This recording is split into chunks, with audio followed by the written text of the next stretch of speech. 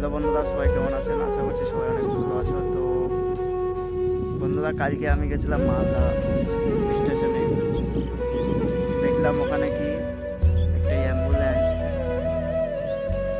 যাদেরকে আমরা রাস্তাতে সাইড দিই, আমরাও গাড়ি চালাই, তো একটা অ্যাম্বুলেন্স কি করে এই কাজটা করতে পারে?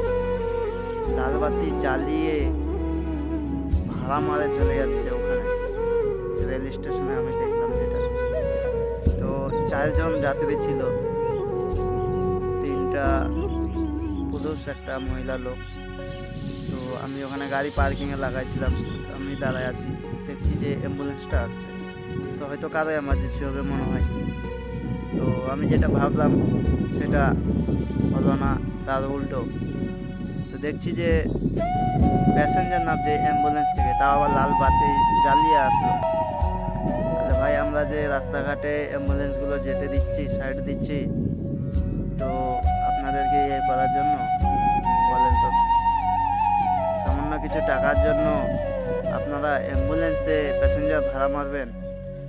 এটা কি ভালো হচ্ছে আপনাদের? কোনোদিন এমার্জেন্সি কেসে যদি পড়ে যান, আপনাদেরকে কে সাইড দিবে? এরকম কাজগুলো যে করছেন, একটু ভেবে চিন্তা করি। কালকে রেল স্টেশনে আমি দেখলাম ভাই, 100-200 টাকার জন্য কি জন্য এরকম করছো তোমরা? এরকম না করলে কি চলবে না আপনাদের সংসার? কিছু কিছু ড্রাইভারের জন্য সবারই ড্রাইভারের নামগুলো বদনাম হচ্ছে, কিছু কিছু অ্যাম্বুলেন্স ড্রাইভারের জন্য সবারই নামগুলো বদনাম হচ্ছে। কেন?